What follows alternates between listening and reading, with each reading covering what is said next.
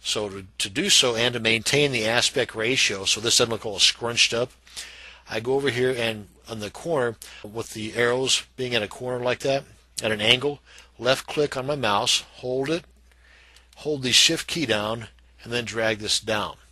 So what I'm looking for is the bottom of this to be level with the bottom of these, and the top of this to be level with the top of the text here. And since this might be a little bit difficult to move with the move tool and your mouse, you can use the arrow keys on your keyboard. Accomplish the same thing. Hit enter, and I probably want to move it a little bit further towards there. That looks good. That looks really good. Okay, so now then what I want to do is I want to apply some layer styles. I want to apply some stroke and a drop shadow to this, and you can do that with the selected area here. Come on over here to your layer styles, click on that, click on stroke, click on the color, and I want black, and I want to knock this back to a number 2. And while I'm here, I'm going to go ahead and put a drop shadow in there, and the default 505 is fine for me. You can play around with this as much as you want, but for the sake of this video, I'm not. And on your own time, you're more than welcome to.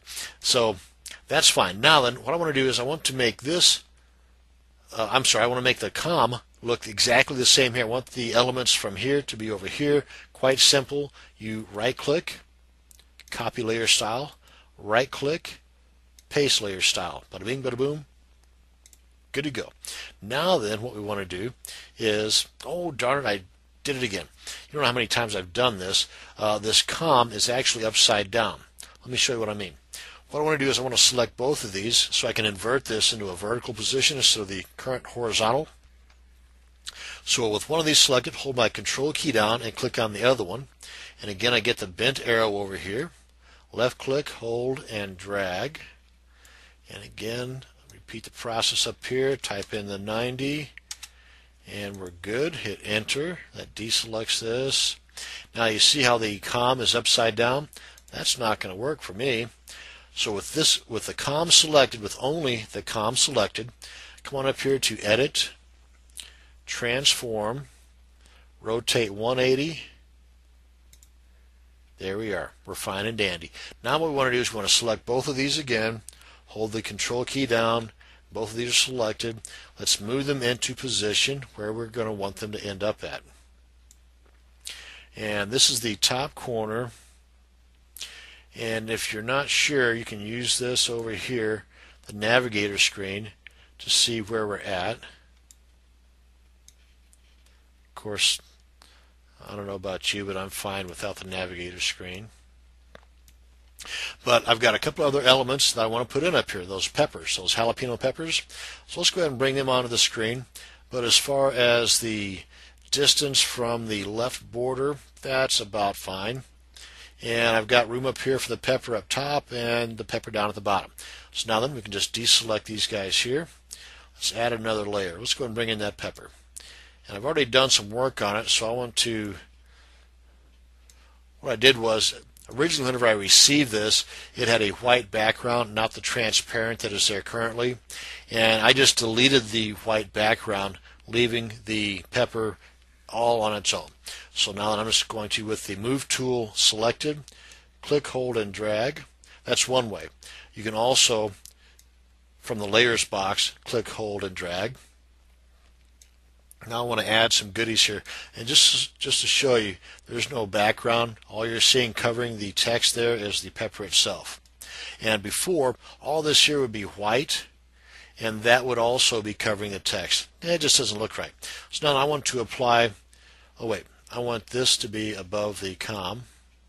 Okay, so these guys are all cool. So now I want to apply some layer styling to the pepper. I want to put a stroke and a drop shadow there. So let's go ahead and repeat the process we did with our text.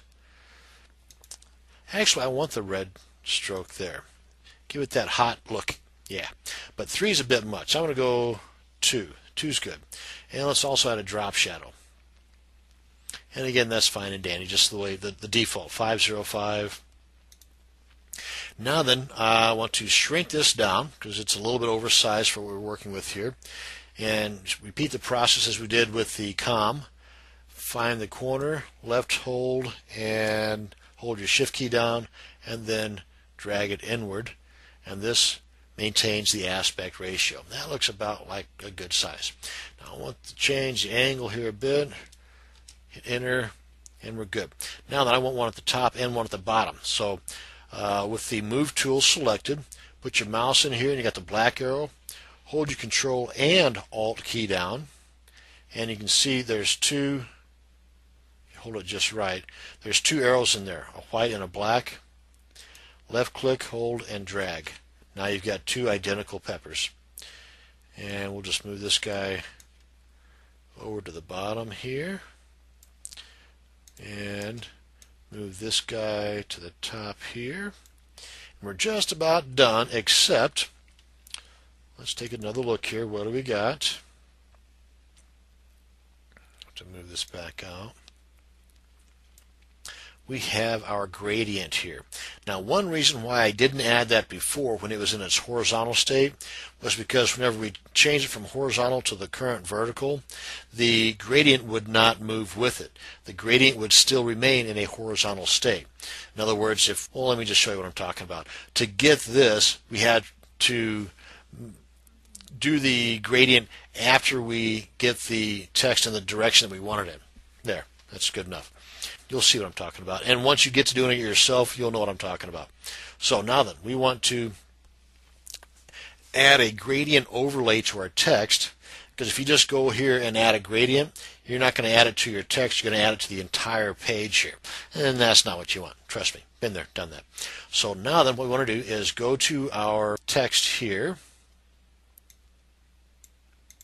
I'm going to click these bad boys.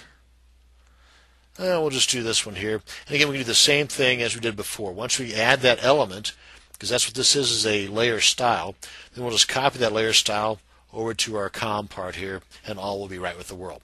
So click on our layer styles, gradient overlay. See how it changed already? And right now it's set up for the same way that it would have been had we had these guys horizontal, because that's a 90 degree.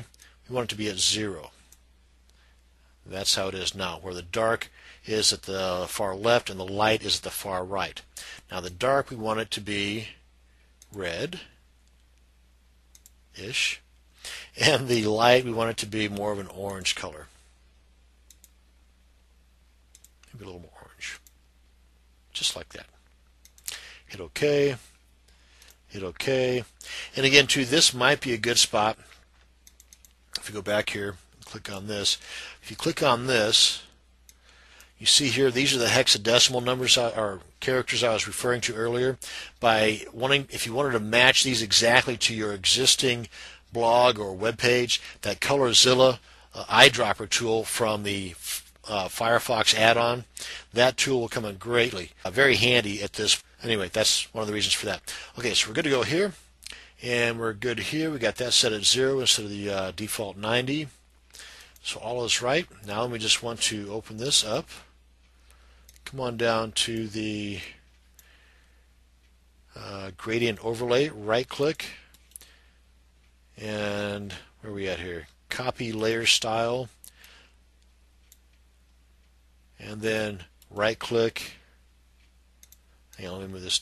Come on down here. Right click and paste layer style. As you can see, it was seamlessly entered right there. And that, folks, is our background image. Now be sure and save this as a JPEG, a GIF, or a PNG. And you want to make sure that it is 800 kilobytes or smaller in size. So once that's done, and then in the next video we're going to go ahead and cover uploading this, installing your custom background image, as well as tweaking and changing some of the other detailed elements about your Twitter page. The text color, the sidebar color, the border color, items that I mentioned earlier. Thanks for watching. Have a great day.